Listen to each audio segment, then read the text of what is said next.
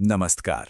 जरा सोचिए, क्या ऐसा हो सकता है कि एक ही शक्ति, एक ही डिविनिटी, एक तरफ तो परम शांत हो और दूसरी तरफ उतनी ही भयंकर?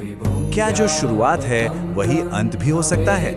आज हम सब मिलकर एक बहुत ही प्राचीन भजन रुद्राष्टकम के जरिए भगवान शिव के इन्हीं विरोधाभासों से भरे लेकिन बेहद गहरे स्वरूप को समझने की कोशिश करेंगे। भजन की शुरुआत ही एक गहरे नमन से होती है। नमामि शिमी शान निर्वाण रूपम। इस एक पंक्ति में ही कितना कुछ कह दिया गया है। हम उस शक्ति को प्रणाम कर रहे हैं जिसका असल रूप ही मोक्ष है, जो हमें हर बंधन से आजाद करती है। यहीं से हमारी ये यात्रा शुरू होती है। तो सवाल उठता है कि शिव का असली स्वरूप क्या है। देखिए, इससे पहले कि हम उनके किसी जाने पहचाने रूप पर बात करें, ये भजन हमें एक ऐसी शक्ति से मिलाता है जो हर रूप से, हर परिभाषा से परे है। सबसे पहली बार उन्हें निराकार कहा गया है। अब जरा इस शब्द पे गौर कीजिए। निराकार मतलब एक ऐसी शक्ति, एक ऐसी चेतना जिसका कोई फिजिकल शेप नहीं है, कोई बाउंड्री नहीं। ये वो एहसास है जिसे हमारी आंखें देख नहीं सकती, हमारे हाथ छू नहीं सकते। इसे तो बस अंदर से महसूस किया जा सकता है। और बात यहीं तक नहीं रुकती, उन्हें ओमकार मूलम भी कहा गया है, यानी वो ब्रह्मांड की जो पहली आवाज है, जो पहला वाइब्रेशन है, ओम, ये उसके भी स्रोत हैं। जरा सोच कर देखिए, वो आदिकालीन कंपन जिससे ये पूरी सृष्टि बनी, उसकी शुरुआत भी शिव से ही है।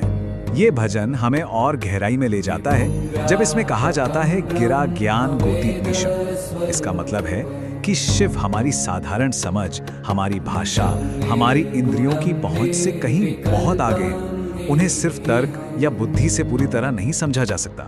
देखिए, इस निराकार स्वरूप को समझने के लिए एक शब्द है निर्गुण।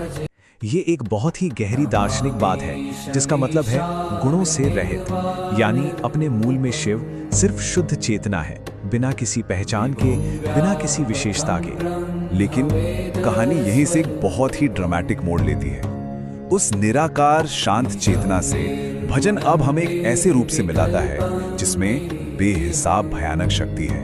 एक ऐसा रूप जो श्रद्धा तो जगाता ही है, साथ में एक भय भी पैदा करता है। ये पंक्ति बहुत शक्तिशाली है। ये शिव को सिर्फ समय के अंदर का कोई संहारक नहीं बताती, बल्कि उन्हें वो शक्ति बताती है जो खुद समय को भी निगल जाती है। वो महाकाल है, काल के भी काल। और इस विनाशकारी रूप को दिखाने के लिए भजन में बहुत ही जबरदस्त छवियों का इस्तेमाल हुआ है, जैसे गले में मुंडों की माला, हाथ में त्रिशूल और शमशान में रहना। ये सिर्फ डरावनी बातें नहीं हैं, ये ब्रह्मांड के बनने और मिटने के साइकिल में उनकी भूमिका के बहुत गहरे प्रतीक हैं। पर जैसे ही हम उस भयंकर छवि को समझने की कोशिश करते हैं, भजन एक बिल्कुल उल्टा मोड़ ले लेता है। यही स्तोत्र अब हमें परम कृपा और करुणा की एक तस्वीर दिखाता है, जो पहले वाले रूप से एकदम अलग है। और फिर कानों में पड़ता है कृपालम गुणागारम संसार पारम नतोहम। यहाँ सब कुछ बदल जाता है। अब शिव परम उद्धार करता है, सारे गुणों के भंडार। वही भयंकर संहारक अब सबसे दयालु रक्षक बनकर सामने आते हैं। भजन इस शांत स्वरूप का बहुत ही खूबसूरत वर्णन करता है। बर्फ के पहाड़ जैसा गोरा शरीर, माथे पर चमकता हुआ चांद और जटाओं में लिपटी पवित्र गंगा, ये सारी छवियां शिव के उस दयालु रूप को दिखाती हैं जो शांति और शीतलता का प्रतीक है। तो अब सवाल ये है कि एक ही ईश्वर इतना भयंकर और इतना शांत एक साथ कैसे हो सकता है? और यही इस भजन की असली गहराई छिपी है। ये हमें सिखाता है कि इन विरोधाभासों को एक ही सच के दो अलग अलग पहलुओं के रूप में अपनाना है। पहला बड़ा विरोधाभास देखिए, जो शमशान के स्वामी हैं, जहां सब कुछ खत्म होता है, वही सज्जनों को परम आनंद भी देते हैं। ये हमें सिखाता है कि विनाश और आनंद अलग अलग नहीं है, बल्कि एक ही साइकिल का हिस्सा है। और यहाँ एक और विरोधाभास है, वो जो महाकाल के रूप में हर चीज का अंत है, वही कल्याणकारी भी है।